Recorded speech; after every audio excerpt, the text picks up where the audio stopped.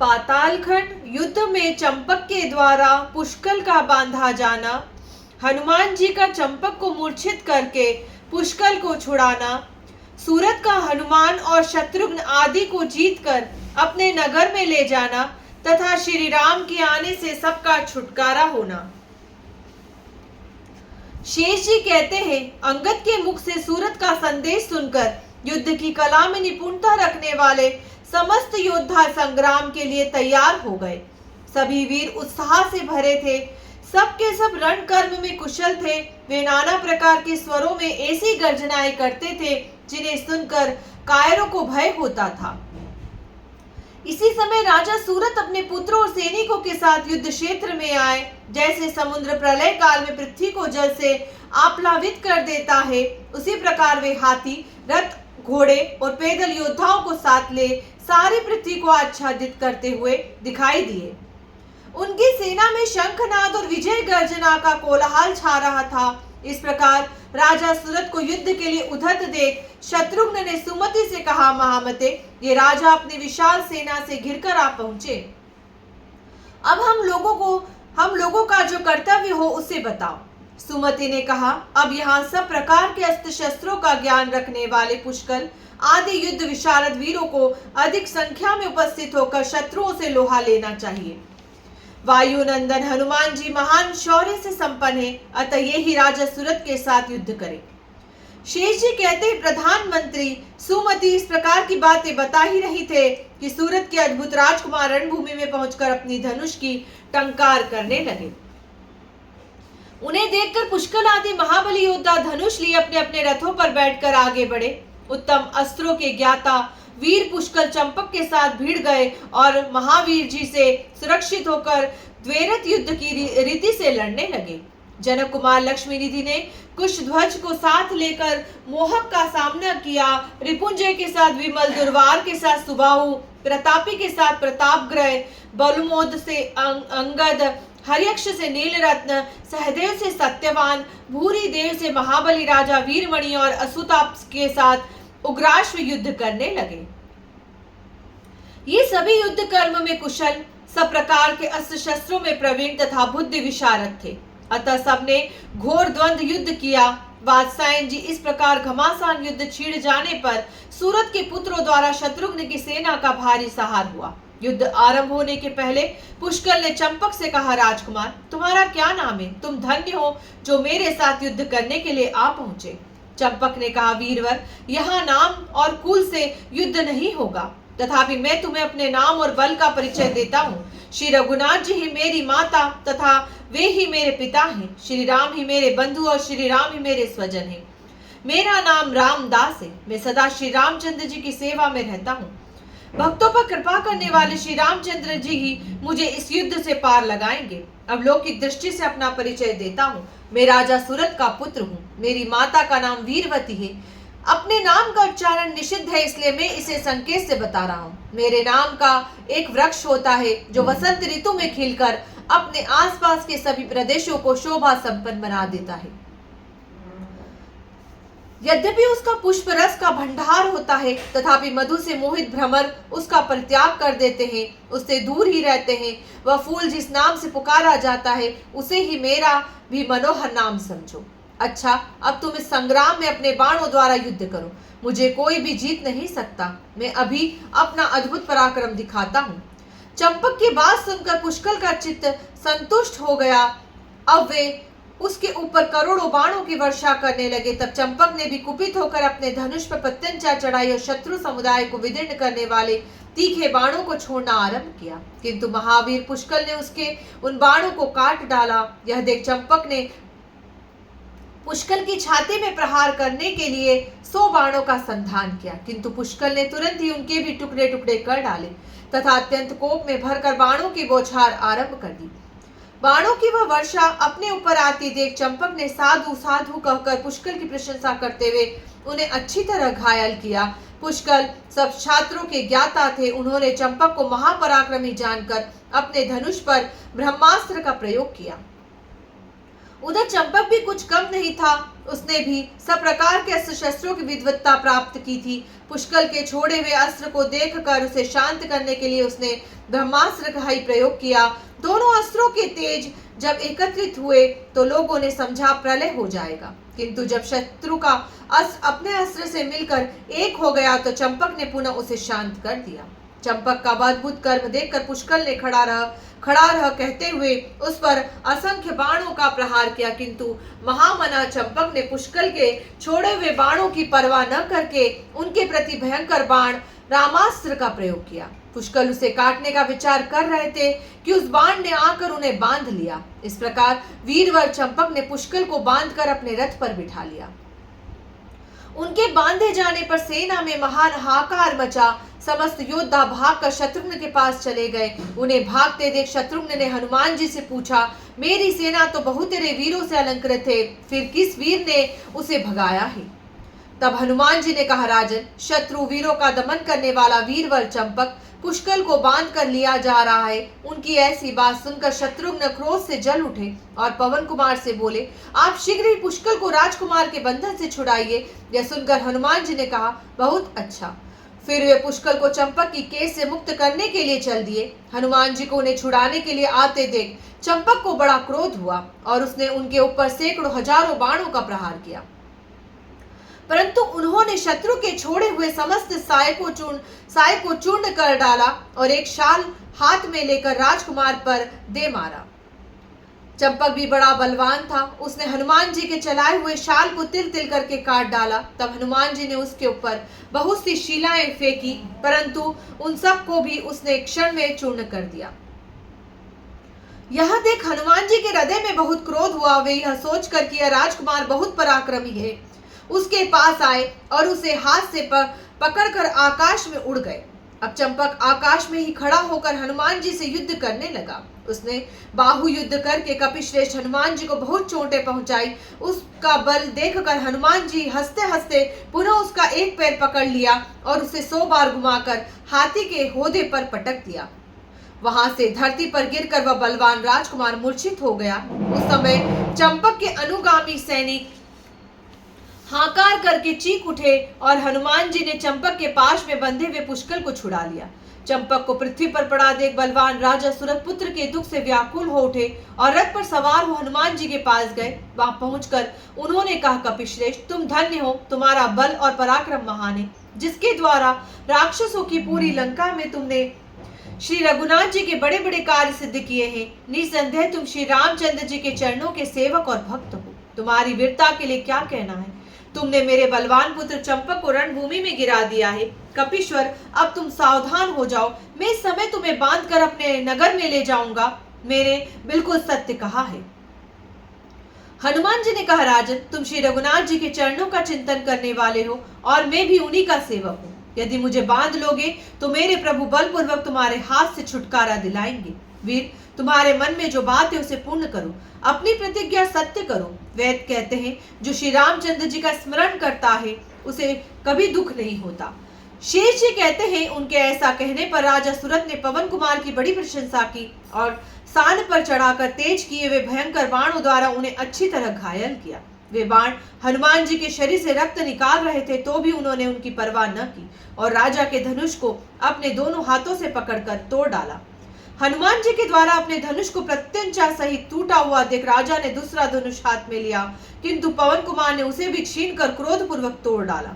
इस प्रकार उन्होंने राजा के 80 धनुष खंडित कर दिए तथा क्षण पर महान रोष में भरकर वे बारंबार गर्जना करते थे।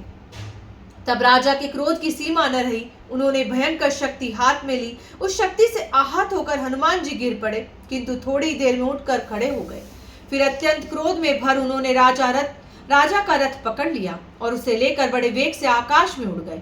ऊपर जाकर बहुत दूर से उन्होंने रथ को छोड़ दिया और वह रथ धरती पर गिरकर क्षण में चकनाचूर हो गया। राजा दूसरे रथ पर जा चढ़े और बड़े वेग से हनुमान जी का सामना करने के लिए आए, किंतु क्रोध में भरे हुए पवन कुमार ने तुरंत ही उस रथ को भी चौपट कर डाला। इस प्रकार उन्होंने राजा के 49 रथ नष्ट कर दिए।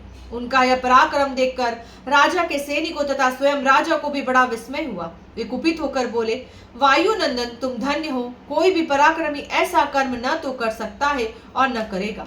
अब तुम एक क्षण के लिए ठहर जाओ, जब तक कि मैं अपने धनुष पर प्रत्यंचा चढ़ा रहा हूँ। तुम वायु देवता के सुपुत्र श्री रघुनाथ जी के चरण कमलों के चंचरिक हो, अतः मेरी बात मान लो। ऐसा कहकर रोष में भरे हुए राजा सूरत ने अपने धनुष पर प्रत्यंचा चढ़ाई और भयंकर बाण में पशुपत अस्त्र का संधान किया। लोगों ने देखा हनुमान जी पशुपत अस्त्र से बंध गए, किंतु दूसरे क्षण उन्होंने मन ही मन भगवान श्री राम का स्मरण करके उस बंधन को तोड़ डाला और सहसा मुक्त होकर वे राजा से युद्ध करने लगे। सूरत ने जब उन्हें बंधन से मुक्त देखा तो महाबलवान मानकर ब्रह्मास्त्र का प्रयोग किया, परंतु महावीर पवन कुमार उस अस्त्र को हंसते हंसते निगल गए। यह देख राजा ने श्री रघुनाथ जी का स्मरण किया। उनका स्मरण करके उन्होंने अपने धनुष पर रामास्त्र का प्रयोग किया और हनुमान जी से कहा, कपिश्रेष्ठ, अब तुम बंध गए। हनुमान जी बोले, राजन, क्या करूं? तुमने मेरे स्वामी के अस्त्र से ही मुझे बांधा है, किसी दूसरे प्राकृत अस्त्र से नहीं, अतः मैं उसका आदर करता हूँ। अब तुम मुझे अपने नगर में ले चलो। मेरे प्रभु दया के सागर है, वे स्वयं ही आकर मुझे छुड़ाएंगे। हनुमान जी के बांधे जाने पर पुष्कल कुपित हो राजा के सामने आए। उन्हें आते देख राजा ने 8 बाणों से बिंद डाला। यह देख बलवान पुष्कल ने राजा पर कई हजार बाणों का प्रहार किया। दोनों एक दूसरे पर मंत्र पाठ पूर्वक दिव्यास्त्रों का प्रयोग करते और दोनों ही शांत करने वाले अस्त्रों का प्रयोग करके एक दूसरे के चलाए हुए अस्त्रों का निवारण करते थे। इस प्रकार उन दोनों में बड़ा घमासान युद्ध हुआ, जो वीरों के रोंगटे खड़े कर देने वाला था। तब राजा को बड़ा क्रोध हुआ और उन्होंने एक नाराज का प्रयोग किया। पुष्कल उसको काटना ही चाहते थे कि वह नाराज उनकी छाती में आ लगा। वे महान तेजस्वी थे, तो भी उसका आघात न सह सके, उन्हें मूर्छा आ गई। पुष्कल के गिर जाने पर शत्रुओं को ताप देने वाले शत्रुघ्न को बड़ा क्रोध हुआ। वे रथ पर बैठकर राजा सूरत के पास गए और उनसे कहने लगे, राजन, तुमने बड़ा भारी पराक्रम कर दिखाया, जो पवन कुमार हनुमान जी को बांध लिया। अभी ठहरो, मेरे वीरों को रणभूमि में गिराकर तुम कहां जा रहे हो? अब मेरे साइकों की मार सहन करो। शत्रुघ्न का यह वीरोचित भाषण सुनकर बलवान राजा सूरत मन ही मन श्री रामचंद्र जी के मनोहर चरण कमलों का चिंतन करते हुए बोले, वीरवर, मैंने तुम्हारे पक्ष के प्रधान वीर हनुमान आदि को रण में गिरा दिया, अब तुम्हें भी सम्रागण में सुलाऊंगा। श्री रघुनाथ जी का स्मरण करो, जो यहाँ आकर तुम्हारी रक्षा करेंगे, अन्यथा मेरे सामने युद्ध में आकर जीवन की रक्षा असंभव है। ऐसा कहकर राजा सूरत ने शत्रुघ्न को हजारों बाणों से घायल किया। उन्हें बाण समूह की बौछार करते देख शत्रुघ्न ने आग्नेयास्त्र का प्रयोग किया। वे शत्रु के बाणों को दग्ध करना चाहते थे। शत्रुघ्न के छोड़े हुए उस अस्त्र को राजा सूरत ने वारुणास्त्र के द्वारा बुझा दिया और करोड़ों बाणों से उन्हें घायल किया। तब शत्रुघ्न ने अपने धनुष पर मोहन नामक महान अस्त्र का संधान किया। वह अद्भुत अस्त्र समस्त वीरों को मोहित करके उन्हें निंद्रा में निमग्न कर देने वाला था। उसे देख राजा ने भगवान का स्मरण करते हुए कहा, मैं श्री रामचंद्र जी का स्मरण करके ही मोहित रहता हूँ, दूसरी कोई वस्तु मुझे मोहने वाली नहीं जान पड़ती। माया भी मुझसे भय खाती है। वीर राजा के ऐसा कहने पर भी शत्रुघ्न ने वह महान अस्त्र उनके ऊपर छोड़ ही दिया, किंतु राजा सूरत के बाण से कटकर वह रणभूमि में गिर पड़ा। तदंतर सूरत ने अपने धनुष पर एक प्रज्वलित बाण चढ़ाया और शत्रुघ्न को लक्ष्य करके छोड़ दिया। शत्रुघ्न ने अपने पास पहुंचने से पहले उसे मार्ग में ही काट दिया, तो भी उसका फल वाला अग्रिम भाग उनकी छाती में धंस गया। उस बाण के आघात से मूर्छित होकर शत्रुघ्न रथ पर गिर पड़े। फिर तो सारी सेना हाकार करती हुई भाग चली। संग्राम में राम भक्त सूरत की विजय हुई। उनके 10 पुत्रों ने भी अपने साथ लड़ने वाले 10 वीरों को मूर्छित कर दिया था। वे रणभूमि में ही कहीं पड़े हुए थे। तदंतर सुग्रीव ने जब देखा कि सारी सेना भाग गई और स्वामी भी मूर्छित होकर पड़े हैं, तो वे स्वयं ही राजा सूरत से युद्ध करने के लिए गए और बोले, राजन, तुम हमारे पक्ष के सब लोगों को मूर्छित करके कहाँ चले जा रहे हो? आओ और शीघ्र ही मेरे साथ युद्ध करो। यो कहकर उन्होंने डालियों सहित एक विशाल वृक्ष उखाड़ लिया और उसे बलपूर्वक राजा के मस्तक पर दे मारा। उसकी चोट खाकर महाबली नरेश एक बार सुग्रीव की ओर देखा एक बार सुग्रीव की ओर देखा और फिर अपने धनुष पर तीखे बाणों का संधान करके अत्यंत बल तथा पौरुष का परिचय देते हुए रोष में भरकर उनकी छाती में प्रहार किया, किंतु सुग्रीव ने हंसते हंसते उनके चलाए हुए सभी बाणों को नष्ट कर दिया। इसके बाद वे राजा सूरत को अपने नखों से विदीर्ण करते हुए पर्वतों, शिखरों, वृक्षों तथा हाथियों को फेंक फेंक कर उन्हें चोट पहुंचाने लगे। तब सूरत ने अपने भयंकर रामास्त्र से सुग्रीव को भी तुरंत ही बांध लिया। बंधन में पड़ जाने पर कपिराज सुग्रीव को यह विश्वास हो गया कि राजा सूरत वास्तव में श्री रामचंद्र जी के सच्चे सेवक हैं। इस प्रकार महाराज सूरत ने विजय प्राप्त की। वे शत्रु पक्ष के सभी प्रधान वीरों को रथ पर बिठाकर अपने नगर में ले गए। वहां जाकर वे राजसभा में बैठे और बंधे हुए हनुमान जी से बोले, पवन कुमार, अब तुम भक्तों की रक्षा करने वाले परम दयालु श्री रघुनाथ जी का स्मरण करो, जिससे संतुष्ट होकर वे तुम्हें तत्काल इस बंधन से मुक्त कर दे। उनका कथन सुनकर हनुमान जी ने अपने सहित समस्त वीरों को बंधा देख रघुकुल में अवतीर्ण कमल के समान नेत्रों वाले परम दयालु सीतापति श्री रामचंद्र जी का संपूर्ण इंद्रियों से स्मरण किया। वे मन ही मन कहने लगे, हाँ नाथ, हाँ पुरुषोत्तम, हाँ दयालु सीतापते, आप कहाँ हैं? मेरी दशा पर दृष्टिपात करें। प्रभु, आपका मुख स्वभाव से ही शोभा संपन्न है, उस पर भी सुंदर कुंडलों के कारण तो उसकी सुषमा और भी बढ़ गई है। आप भक्तों की पीड़ा का नाश करने वाले हैं, मनोहर रूप धारण करते हैं। दयामय, मुझे इस बंधन से शीघ्र मुक्त कीजिए, देर ना लगाइए। आपने गजराज आदि भक्तों को संकट से बचाया है, दानव वंश रूपी अग्नि की ज्वाला में जलते हुए देवताओं की रक्षा की है तथा दानवों को मारकर उनकी पत्नियों को के मस्तक की केश राशि को भी बंधन से मुक्त किया है। वे विधवा होने के कारण कभी केश नहीं बांधती। करुणा निधे, अब मेरी भी सुध लीजिए। नाथ, बड़े बड़े सम्राट भी आपके चरणों का पूजन करते हैं। इस समय आप यज्ञ कर्म में लगे हैं, मुनीश्वरों के साथ धर्म का विचार कर रहे हैं और यहाँ मैं सूरत के द्वारा गांठ बंधन में बंध गया हूँ। महापुरुष देव, शीघ्र आकर मुझे छुटकारा दीजिए। प्रभु, संपूर्ण देवेश्वर भी आपके चरण कमलों की अर्चना करते हैं। यदि इतने स्मरण के बाद भी आप हम लोगों को इस बंधन से मुक्त नहीं करेंगे तो संसार खुश होकर आपकी हंसी उड़ाएगा। इसलिए अब आप विलंब न कीजिए, हमें शीघ्र छुड़ाइए। जगत के स्वामी कृपा निधान श्री रघुवीर जी ने हनुमान जी की प्रार्थना सुनी और अपने भक्त को बंधन से मुक्त करने के लिए वे त्रियुगामी पुष्पक विमान पर चढ़कर तुरंत चल दिए। हनुमान जी ने देखा भगवान आ गए, उनके पीछे लक्ष्मण और भरत हैं तथा साथ में मुनियों का समुदाय शोभा पा रहा है। अपने स्वामी को आया देख हनुमान जी ने सूरज से कहा, राजन देखो, भगवान दया करके अपने भक्त को छुड़ाने के लिए आ गए। पूर्व काल में जिस प्रकार इन्होंने स्मरण करने मात्र से पहुंचकर अपने भक्तों को संकट से मुक्त किया है, उस अनेक भक्तों को संकट से मुक्त किया है, उसी प्रकार आज बंधन में पड़े हुए मुझको भी छुड़ाने के लिए मेरे प्रभु आ पहुंचे। श्री रामचंद्र जी एक क्षण में यहाँ आ पहुंचे। यह देखकर राजा सूरत प्रेम मग्न हो गए और उन्होंने भगवान को सैकड़ों बार प्रणाम किया। श्री राम ने भी चतुर्भुज रूप धारण करके अपने भक्त सूरत को भुजाओं में कसकर छाती से लगा लिया और आनंद के आंसुओं से उनका मस्तक भिगोते हुए कहा, राजन तुम धन्य हो, आज तुमने बड़ा भारी पराक्रम कर दिखाया। कपिराज हनुमान सबसे बढ़कर बलवान है, किंतु इनको भी तुमने बांध लिया। यह कहकर श्री रघुनाथ जी ने वानर श्रेष्ठ हनुमान को बंधन से मुक्त किया तथा जितने योद्धा मूर्छित पड़े थे उन सब पर अपनी दया दृष्टि डालकर उन्हें जीवित कर दिया। असुरों का विनाश करने वाले श्री राम की दृष्टि पड़ते ही वे सब मूर्छा त्याग कर उठ खड़े हुए और मनोहर रूपधारी श्री रघुनाथ जी की झांकी करके उनके चरणों में पड़ गए।